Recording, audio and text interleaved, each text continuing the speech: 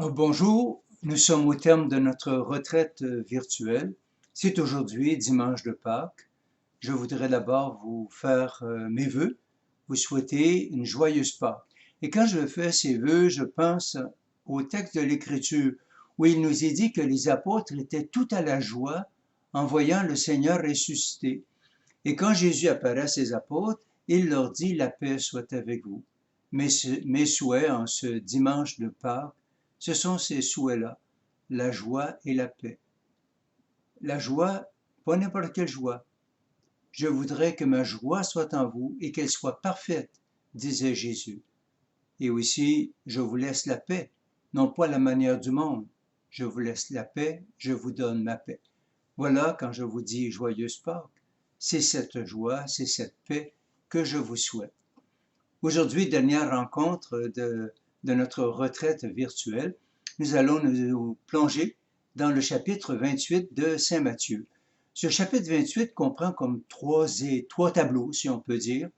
Tout d'abord, il y a l'apparition, le premier tableau, l'apparition de l'ange aux femmes, et qui leur dit: vous cherchez le crucifié, il n'est pas ici, il est ressuscité, allez le dire aux disciples.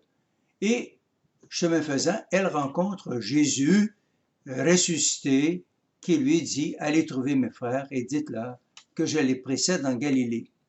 Deuxième tableau, ce sont les grands prêtres qui, en fin de compte, vont donner de l'argent aux soldats pour faire accroire que les apôtres sont venus chercher le corps de Jésus durant la nuit.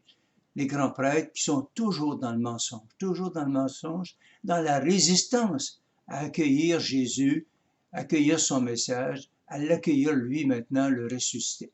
Et le troisième tableau, c'est la rencontre de Jésus avec ses apôtres en Galilée. Alors nous allons regarder le premier et le troisième tableau particulièrement. Alors, tout d'abord, l'ange va dire: vous cherchez le crucifié, il n'est pas ici, il est ressuscité. Nous avons là le noyau, le cœur de notre foi, ce qu'on appelle le kérygme. D'ailleurs, Pierre, on le voit dans les Actes des Apôtres, ce Jésus que vous avez crucifié, Dieu l'a ressuscité d'entre les morts, nous en sommes témoins. Et Paul dira: si Christ n'est pas ressuscité, nous sommes les plus stupides des êtres humains, nous aurons cru pour rien. Je voudrais bien que l'on saisisse, comme vous l'avez mentionné d'ailleurs dans la retraite, c'est l'amour qui nous aide à comprendre toutes les questions qu'on peut se poser dans la foi. Et la résurrection ne s'éclaire qu'à la lumière de l'amour. Quand on aime, qu'est-ce qu'on veut? On veut la vie des personnes que nous aimons. Une grande peine, une grande tristesse dans le cœur d'hommes et de femmes, de parents, c'est de perdre justement un enfant. Dans le chemin de croix qui a été donné à Rome, il y avait justement dans une des stations une méditation qui était faite par des parents dont la fille avait été tuée par quelqu'un. Et ils exprimaient à travers leur méditation la peine qu'ils avaient dans leur cœur. Pourquoi? Parce que quand on aime, on veut la vie. Et dans l'Évangile, c'est clairement dit: le Père aime le Fils et il donne la vie. S'il n'y avait pas la résurrection, Dieu ne serait pas amour. Dieu ne serait pas amour, il ne nous aimerait pas. Mais Dieu est amour, Dieu nous aime et il nous donne la vie. Christ est ressuscité et nous ressusciterons nous aussi avec lui. Et qu'est-ce que l'ange dit aux femmes? Vite, allez dire. Et tout de suite après, il est dit: quittant le tombeau, vite, elles allèrent. Le petit mot vite qui revient deux fois, ça exprime qu'il y a une urgence dans notre monde à annoncer la bonne nouvelle, à annoncer Jésus-Christ. C'est vrai qu'il y a une inquiétude dans notre monde, qu'on le veuille ou non. On a beau chercher le plaisir ici, à gauche, à droite, l'argent, le bonheur, mais il y a une inquiétude dans le cœur humain. Et comme dit saint Augustin, notre cœur est inquiet, Seigneur, jusqu'à ce qu'il se repose en toi, jusqu'à ce qu'il se repose en toi. Donc, vite, il y a une urgence à annoncer cette bonne nouvelle que nous recevons en Jésus-Christ. Jésus est ressuscité, oui, mais Jésus est aussi ressuscitant. Ressuscité, c'est un participe passé Ressuscitant, c'est un participe présent. De tout, Jésus peut faire surgir de la vie. Saint Paul nous le rappelle. Là où le péché abonde, la grâce surabonde. Et on pourrait dire, là où il y a l'épreuve, il y a aussi la croissance. Là où il y a la mort, il y a la vie. Nous l'expérimentons d'une façon toute spéciale présentement avec la pandémie. Il y a une épreuve. Mais croire que Jésus est ressuscité est aussi le Jésus ressuscitant. Que de cette épreuve, il va faire grandir. Il y a une croissance. Il y a des pousses de vie qui jailliront de cette épreuve. Il y a des morts actuellement et c'est une grande peine que de perdre des gens que nous aimons durant cette pandémie puisqu'on n'a pas pu les assister et être proche d'eux.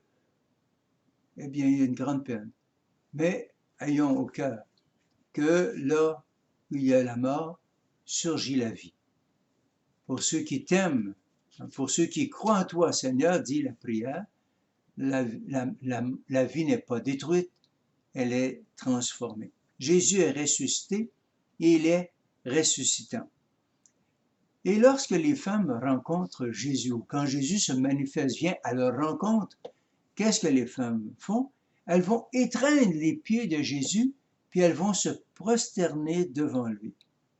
La même chose va être redite au sujet des 11. Lorsqu'ils vont voir Jésus en Galilée, ils vont se prosterner devant lui.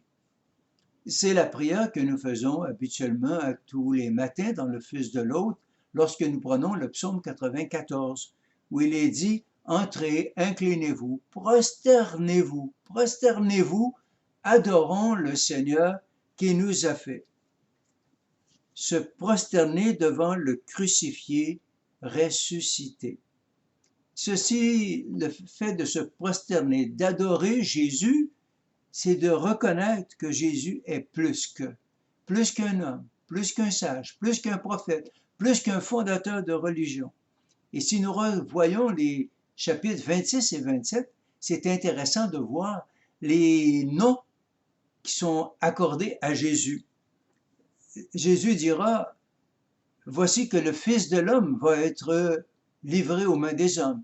Et Jésus le dira aussi devant Caïphe, et vous verrez le Fils de l'homme venir sur les nuées et s'asseoir à la droite de la puissance, à la droite de Dieu.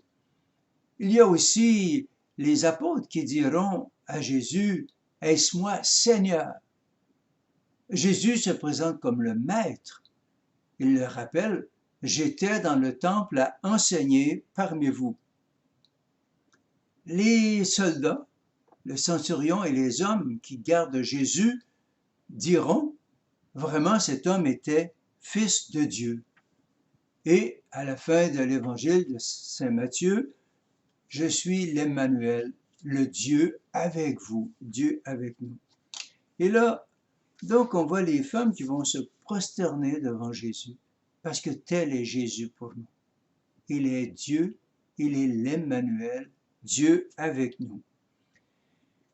Et là, l'ange, c'est encore là, beau de penser, l'ange va dire aux femmes, allez dire à ses disciples, hein, il est ressuscité d'entre les morts. Mais lui, Jésus, quand il va rencontrer les femmes, il ne dira pas, allez dire à mes disciples, il leur dira, allez dire à mes frères que je les précède en Galilée. C'est beau de penser que nous sommes frères, frères de Jésus-Christ, frères de Jésus-Christ. Alors, celui qui est le Fils de l'homme, le Seigneur, le Maître, le Fils de Dieu, l'Emmanuel, il veut bien nous appeler ses frères et ses sœurs.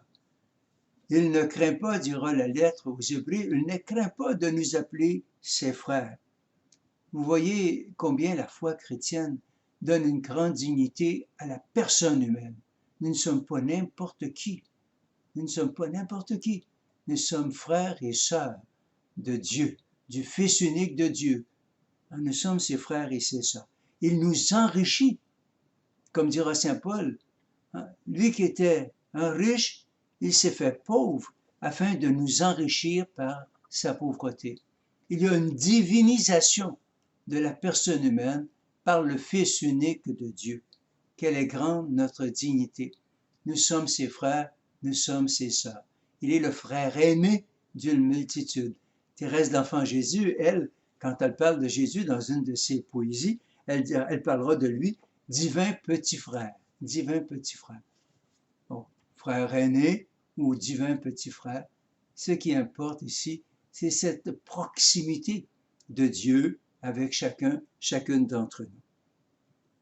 Et les apparitions, Jésus, on peut discuter sur les apparitions. Est-ce que ça a eu lieu en Judée, à Jérusalem, en Galilée? On pourrait discuter là-dessus. Les exégètes ont beaucoup aussi exprimé là-dessus. Je voudrais simplement s'arrêter. Pourquoi Matthieu souligne ici la Galilée? Pourquoi il souligne la Galilée? Les apparitions se font en Galilée. Il faut revenir au chapitre 4 de Saint Matthieu, au tout début. Au début de l'évangile de Saint Matthieu, quand Jésus va commencer sa mission, il va la commencer en Galilée. Et là, on va citer un texte du prophète Isaïe, où il est dit « Terre de Zabulon et terre de Nephtali, route de la mer, pays de Transjordanie, Galilée des nations. Le peuple qui marchait dans les ténèbres a vu se lever une grande lumière. » Galilée des nations. Le peuple qui marchait dans les ténèbres a vu se lever une grande lumière. Et cette grande lumière, c'est Jésus. C'est la Galilée des nations.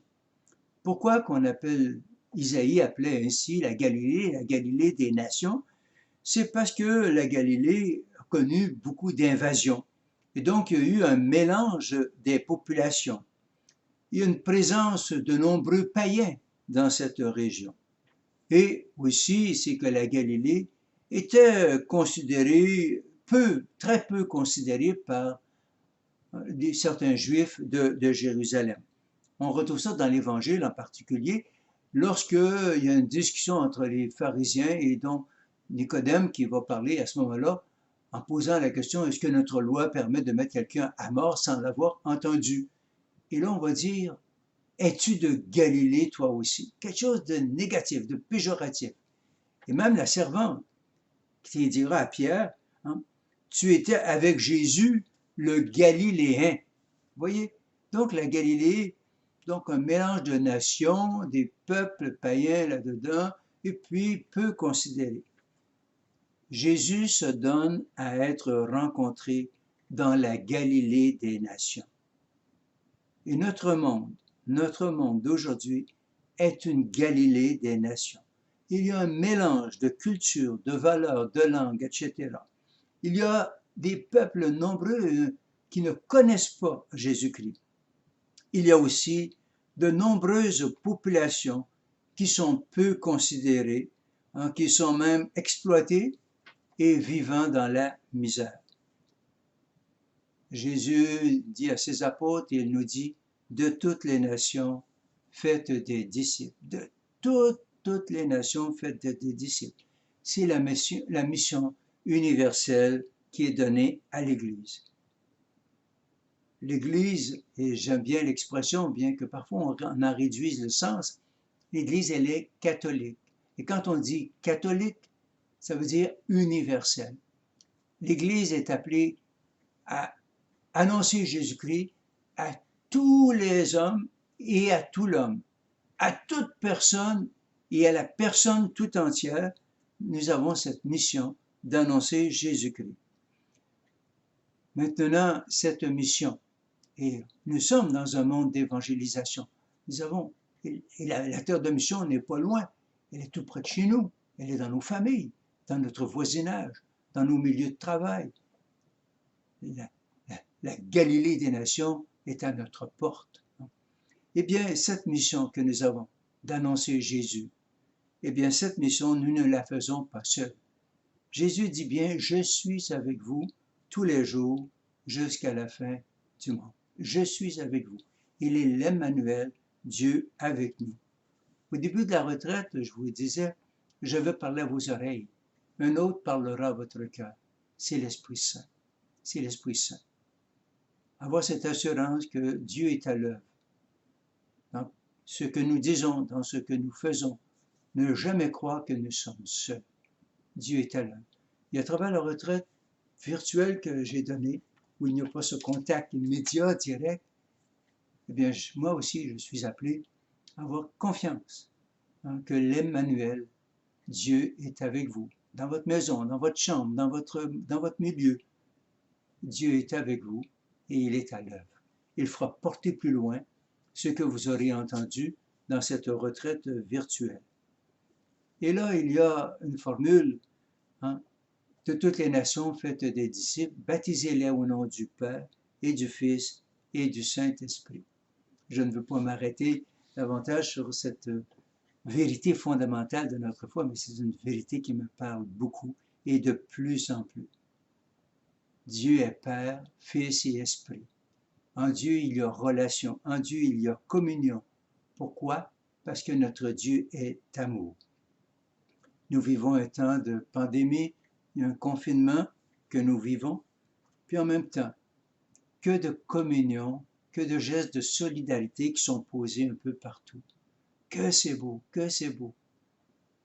Alors, et d'où vient qu'il y a de la joie dans nos cœurs de réaliser cette communion, cette solidarité entre nous les humains? C'est parce que nous tous, vous comme moi, croyants ou incroyants, nous sommes tous créés à l'image et à la ressemblance de Dieu, mais pas n'importe quel Dieu, le Dieu qui est Trinité, Dieu qui est communion, Dieu qui est amour. Et lorsqu'il y a de ces gestes de solidarité, de communion entre nous, eh bien, nous signifions que nous sommes vraiment un reflet de ce Dieu trinitaire, de ce Dieu communion. Je voudrais terminer en vous bénissant. Comme père du foyer, de charité, comme prêtre aussi, eh bien, souvent, c'est un geste que je pose de bénir les gens. La bénédiction, dire du bien. Le Seigneur l'avait déjà demandé dans l'Ancien Testament. À Moïse, tu béniras le peuple. Et combien plus maintenant, nous, maintenant dans la foi, en l'Emmanuel, en Dieu avec nous, eh bien, je demande au Seigneur de vous bénir.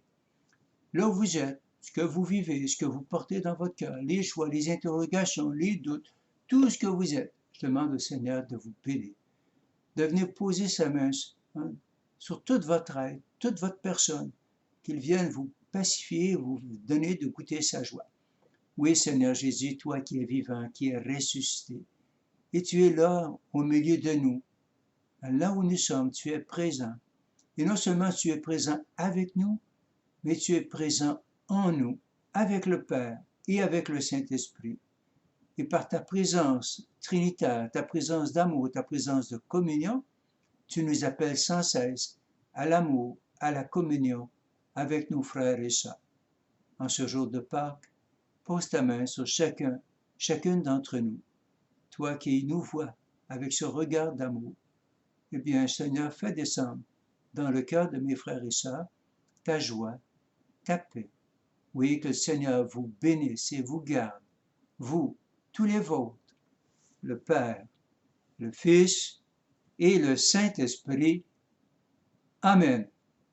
Joie et paix de Jésus ressuscité. Et comme on le dit dans la tradition de l'Église d'Orient, Christ est ressuscité, et vous répondez, il est vraiment ressuscité. Christ est ressuscité et il est vraiment ressuscité. Bonne fin de journée et je vous souhaite un heureux et fructueux temps pascal. Au revoir.